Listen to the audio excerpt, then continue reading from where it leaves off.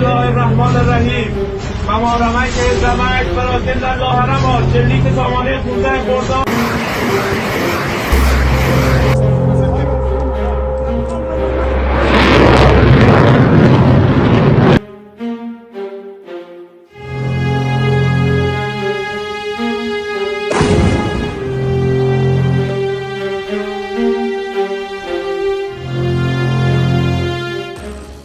Di suatu malam yang tegang di Timur Tengah, sistem pertahanan udara Israel diaktifkan dalam mode tertinggi.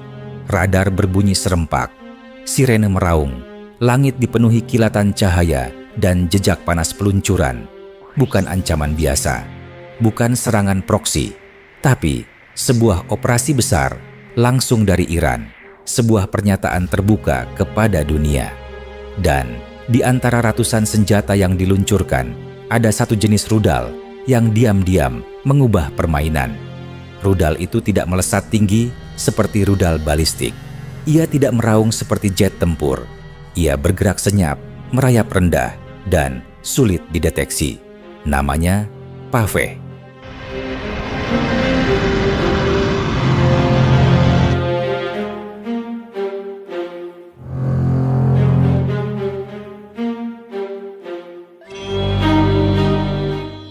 Rudal Paveh adalah representasi ambisi Iran di bidang persenjataan strategis.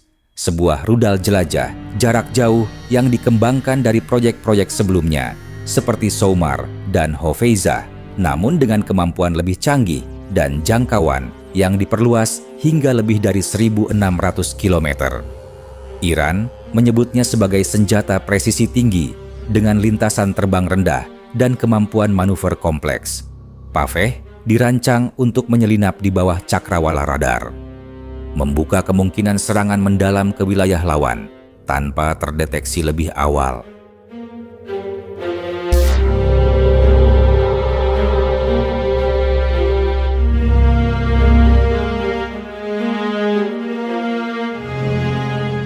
Dalam serangan besar-besaran itu, Iran mengerahkan berbagai jenis senjata, drone kamikaze Shahed, rudal balistik jarak jauh, dan juga rudal jelajah Paveh.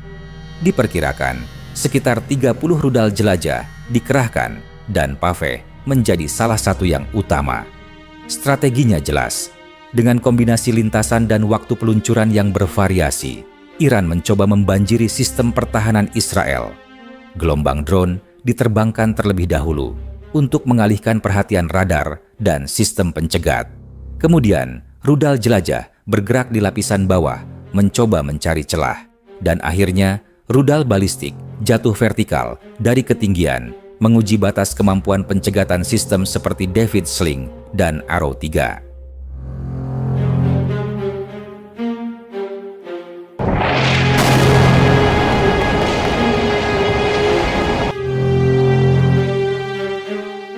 Israel merespons dengan kekuatan penuh. Iron Dome menembak jatuh puluhan drone dan roket. David Sling mengintersepsi rudal menengah. Dan Arrow 3 menghadang rudal balistik di luar atmosfer.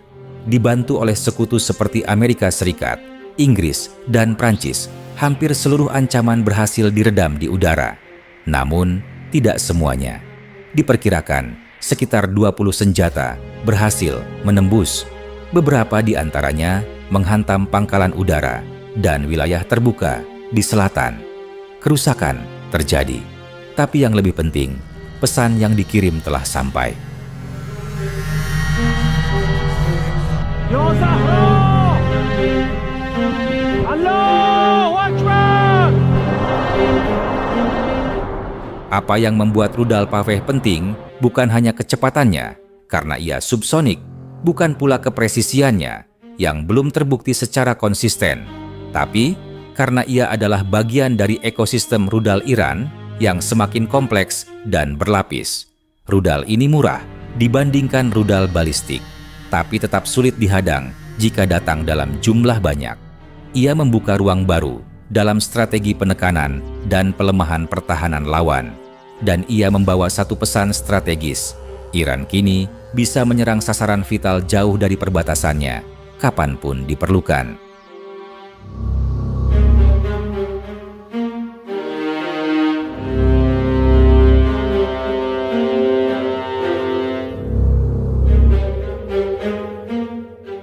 Paveh juga diperlihatkan di pameran pertahanan internasional, menunjukkan bahwa rudal ini bukan hanya alat militer, tapi juga alat diplomasi dan ekspor.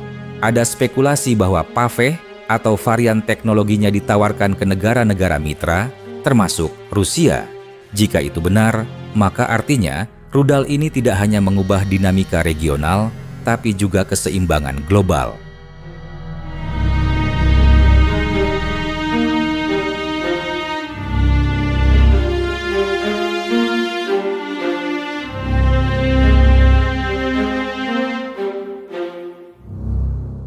Rudal ini mungkin tidak membuat Israel kalah perang.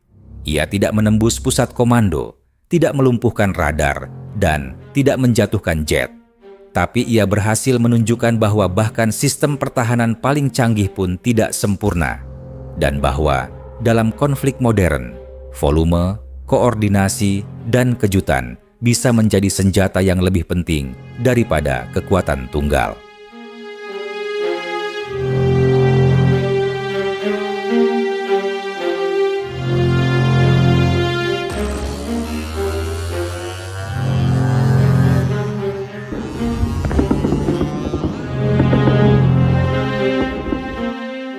Rudal Paveh bukan rudal pamungkas, tapi ia adalah sinyal bahwa masa depan konflik tidak lagi bergantung pada ledakan terbesar, melainkan pada celah terkecil dalam sistem pertahanan paling rapat.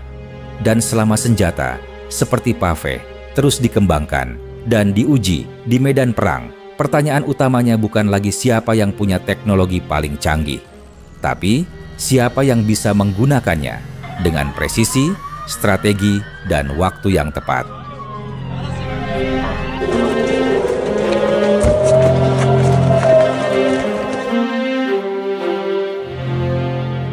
Video ini dibuat untuk tujuan edukatif dan analisis semata. Kami tidak memihak pada pihak manapun, tidak mempromosikan kekerasan, dan tidak mendukung perang dalam bentuk apapun. Semua informasi yang disajikan bersumber dari laporan terbuka dan analisis geopolitik yang tersedia untuk publik. Tujuan kami adalah memberikan pemahaman yang seimbang tentang situasi global agar masyarakat dapat berpikir kritis dan bijak. Perdamaian, dialog, dan diplomasi adalah jalan terbaik untuk menyelesaikan konflik.